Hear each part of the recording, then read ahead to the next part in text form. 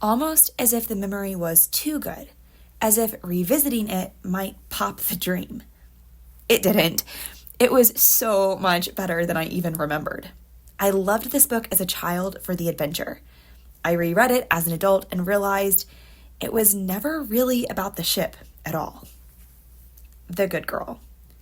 Despite the title, The True Confessions of Charlotte Doyle is a work of fiction set in the early 1800s, a world very different from our own. 13-year-old Charlotte, an American, has been living in England for several years while her father handles business there. A few months before her summer journey, her parents and younger siblings returned to America, leaving Charlotte behind to finish the year at her prestigious boarding school for young ladies. The plan is that she will travel to join them later in the summer without missing a single day of her studies. Charlotte is to sail on a ship owned by her father's company under the care of two well-known families who have children her age. But at the last minute, both families are unable to make the trip. Discouraged by the ship's crew who don't think a young girl belongs aboard, Charlotte almost turns back. Yet her father has left very clear orders. She is to board. With no one able to reach him in light of the recent changes, she has little choice but to go. From the start, Charlotte is very much a product of her time. Polite, proper, and respectful of authority, she has been taught that a young lady's worth is measured by obedience, manners, and the ability to please. She believes adults, especially men in positions of power, know best, and she equates good with following the rules and upholding decorum. Even in the face of uncertainty, she hesitates, careful, cautious, and keenly aware of the expectations around her. And yet, from the very first pages, it's clear that this young girl, so eager to be the picture of propriety, is about to be set on a path that will challenge everything she has been taught about obedience, courage, and what it truly means to be good. When obedience starts to crack. As the voyage continues, the captain, at first so gentlemanly and proper, begins to show a far darker side. He is controlling, cruel, and unyielding toward the crew, and Charlotte finds herself unsettled. Everything she has been taught about authority, respect, and a man of his station seems to conflict with the truth she sees unfolding before her eyes. The crew, once strangers, become her friends, and eventually more like brothers. She comes to care for them deeply, noticing injustices she cannot ignore. Mysterious events aboard the ship, a stowaway, secret messages, failed mutinies, even a murder, add to her growing unease. One moment crystallizes it all. When the elder, frail black cook, her closest friend on board, is whipped simply because he is weak, Charlotte pleads for mercy. But when her appeals are ignored, she intervenes. In the struggle to throw the whip overboard, she accidentally strikes the captain himself. In that instant, Charlotte's obedience collides with conscience. She realizes that following authority blindly can be dangerous, that being good is not the same as doing what is expected. Her comfort with rules and propriety gives way to a deeper understanding, loyalty to truth, to the vulnerable, and to what she knows is right matters more than simply obeying commands. Obedience without conscience can be destructive. And as Charlotte's world turns upside down, she begins to see what Scripture quietly teaches. Obedience is never meant to be blind, and conscience must always have a voice. The cost of telling the truth. As the voyage continues, Charlotte leaves her place as a passenger and joins the crew. It is a pivotal moment. The captain begins calling her Mr. Doyle, and even writes in the ship's log that Miss Doyle was lost at sea.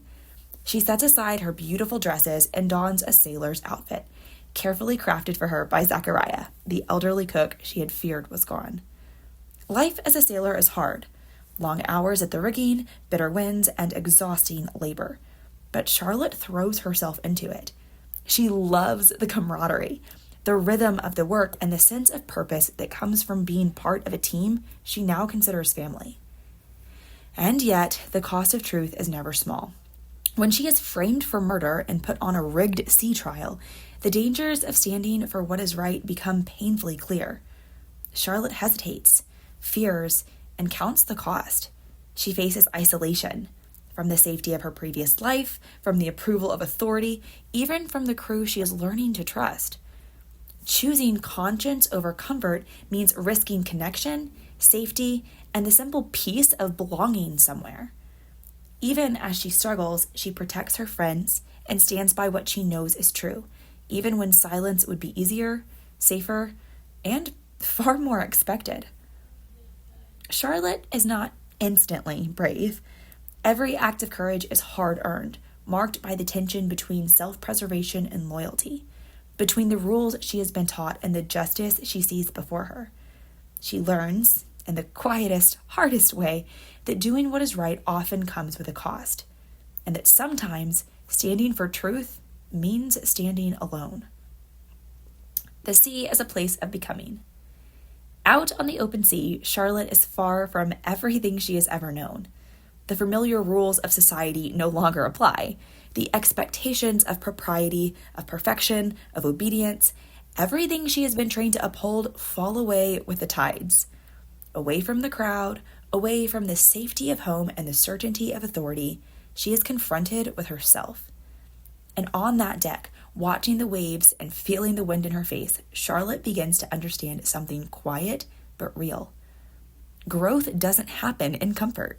It comes in the spaces that unsettle us, the seasons that stretch us, the moments that leave us far from the familiar.